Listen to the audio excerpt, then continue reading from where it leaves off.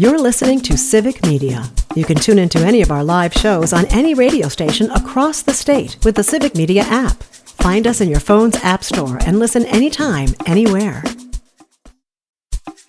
This is your WCFW Daily News Roundup for 105.7 CFW in Chippewa Falls and 93.5 The Tap in Eau Claire.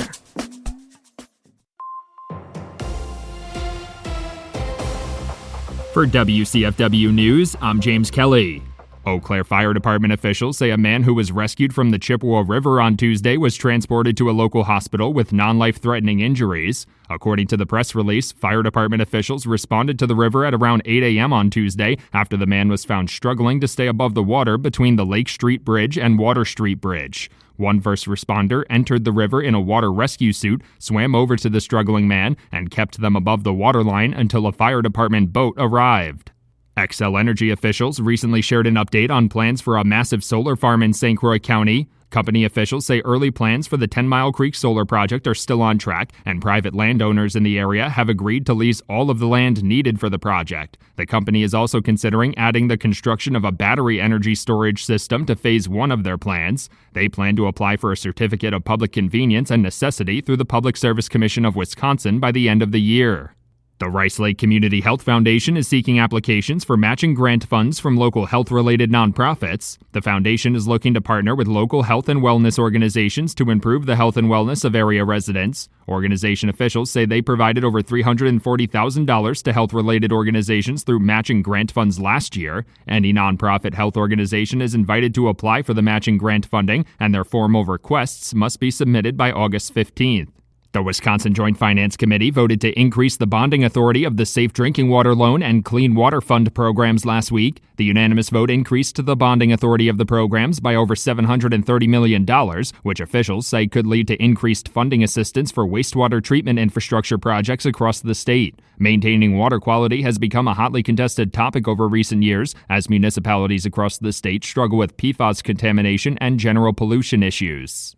A government watchdog group has filed a lawsuit in Wisconsin seeking to prevent Elon Musk and others from offering cash payments to voters. The lawsuit, filed by the Wisconsin Democracy Campaign, argues that allowing the cash payments creates a risk that the state's elections could be significantly influenced based on funding provided in support of a particular candidate. The state Supreme Court declined to hear a similar case during the April election, which aimed to block Musk from distributing $1 million checks to voters who signed his petition. The Wisconsin Department of Agriculture, Trade, and Consumer Protection is reminding residents to be aware of scams targeting seniors ahead of World Elder Abuse Awareness Day. The agency is recommending 5 prevention measures for older residents and their families: to be informed, plan ahead, stop and think, talk to others, and report potential scams. The DATCP website contains up-to-date information on circulating scams targeting older residents. On their part, residents should be wary of unsolicited communication demanding personal or financial information. Multiple people were injured in a crash involving a semi-truck and highway maintenance vehicle in Chippewa County this week. According to Wheaton Fire and Rescue, the crash occurred at around 5 p.m. on Monday in the westbound lanes of South Highway 29. Officials say maintenance workers were painting fog lines on the highway when their safety truck was hit from behind by the semi-truck. The driver of the safety truck suffered minor injuries in the crash, and one of the workers was struck by debris. The Chippewa County Sheriff's Office is investigating the crash. Polk County District Attorney Jeffrey Kemp has released a statement following a social media post regarding an email he sent questioning the legality of federal immigration operations. The email appeared to criticize the way ICE is conducting immigration operations, specifically the lack of hearings and warrants, as well as agents wearing masks. District Attorney Kemp said in his statement that the email was taken out of context to suggest something radical or inappropriate, and it was simply a discussion of legal and ethical questions with other attorneys. Republican state lawmakers are proposing legislation seeking to increase price transparency for hospital costs. The proposed bill would create a new enforcement mechanism to ensure hospitals are complying with federal cost transparency laws. The legislation comes following a press release from the Wisconsin Hospitals Association highlighting a turquoise health analysis finding Wisconsin ranked first in the country for hospital price transparency. The analysis also found that no Wisconsin hospital had been fined for non-compliance with transparency laws. Attorney General Josh Kaul has announced Wisconsin will join another multi-state lawsuit seeking to block the DNA testing company 23andMe from selling personal genetic data. The lawsuit argues that the highly sensitive genetic information, including biological samples, should not be sold without the consent of consumers who provided the samples. The lawsuit was filed in federal bankruptcy court as another company seeks to buy the struggling 23andMe company. Experts are encouraging consumers to delete their 23andMe accounts before a potential sale. For WCFW News, I'm James Kelly. It's the Brewers and the Cardinals. Hi, I'm Mike Clemens with sports. The Brewers open a 4-game series at home against the Cardinals tonight. The Crew losing to the Braves yesterday, 6-2. Rookie pitcher Chad Patrick gave up 5 runs in 5 innings. Manager Pat Murphy. He's been so great for us. He's a rookie. He's never faced, being in that spot. So maybe that's going to be a good learning experience for him. We still have full confidence. He still got through 5. NFL, Packers minicamp wrapping up. Yesterday, Jordan Love hit former Chiefs and Jets wide receiver Mecole Hardman on a 70-yard touchdown pass. NBA Finals, the Pacers beat the Thunder 116-107 to take a 2-1 lead. Tyrese Halliburton says Brad Weber, his coach from Oshkosh North High, was at the game. It's important for me at a time like this to talk to people whose opinions I respect. Coach Weber is one of those, being my high school coach. Coach Prom is in the back there, my college coach. I've had many conversations with those guys. These games can get crazy, and I think what I've learned from those guys as my coaches and Coach Carlisle, is that people follow the leader. That's the Pacers' Tyrese Halliburton. With sports, I'm Mike Clemens.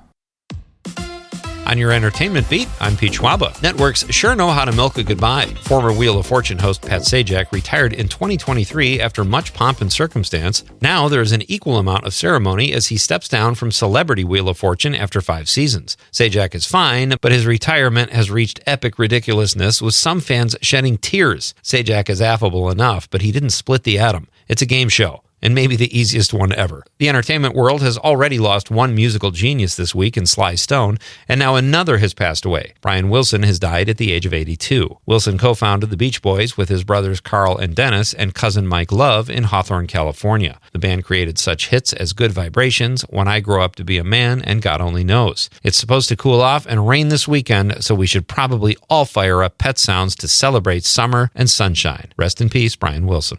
Summer blockbuster season rolls on this weekend with some great options if you are headed to the theater. The highly anticipated live-action version of How to Train Your Dragon opens this weekend and has a very solid 82% on Rotten Tomatoes when it comes to critics. This is the 4th installment of the franchise, but the previous films have all been animated. Materialists is the latest material from Studio A24. The rom-com stars Pedro Pascal as a New York City matchmaker caught in a love triangle. The film is drawing an 87% on Rotten Tomatoes. Science fiction drama The Life of Chuck opens wide this weekend. The film is reviewing well and based on a short story by Stephen King. And if you're in the mood for a Western, check out The Unholy Trinity. The film stars Samuel Jackson and Pierce Brosnan, but has not been reviewed yet. My assumption would be lots of good gunfights, decent acting, cheesy dialogue, and a pretty bad story, as it has not been made available to critics yet. Let's go to the movies. Many birthdays in one's life are milestones. There is turning 10, which is double digits. 21, you can get into bars legally, and 35, you can be president. For actress Elizabeth Hurley, turning 60 means she gets to post a pic on social media appearing in her literal birthday suit. That's right, naked at 60 and on social media are words that are typically abhorrent at best, but not for 0.00001% of the population, and that is Elizabeth Hurley and probably 3 other people. Hurley has starred in such films as Charlie's Angels, Austin Powers, and of course Christmas in the Caribbean. This birthday story gets a little weirder when her son commented on the photo saying, "Happy birthday, mama." So sweet. Again, probably 0.0001% of kids that wouldn't be mortified at a naked picture of a 60-year-old parent on Instagram. And to make things even weirder, and before you think you might have a shot, fellas, she's dating Billy Ray Cyrus, who calls her the love of his life. Who else has an achy-breaky heart right now? For more showbiz fun, tune in to Nightlight with me, Pete Schwaba, weeknights from 6 to 8 p.m. on the Civic Media Radio Network. Partly cloudy today with scattered showers and thunderstorms possible. Also a little more of that smoky haze from those Canadian wildfires. Our high right around 74. Tonight, scattered thunderstorms, mid-50s. Tomorrow, scattered thunderstorms with a high in the low to mid-70s. I'm meteorologist Sean Cable. Current temp 62. That's your WCFW and the TAP Daily News Roundup from Civic Media. Subscribe to this podcast on Spotify, Apple, or wherever you find your podcasts. Find more news at WCFW.FM or thetap.fm. The national news cycle never stops, but it can be hard to find news about your local community. Civic Media is dedicated to providing quality local and state news coverage across Wisconsin. With the Civic Media app, you can get notifications about local stories that matter to you and your community. Find the free Civic Media app in your phone's app store and choose notifications from the menu to tell us what kind of news you want to hear about.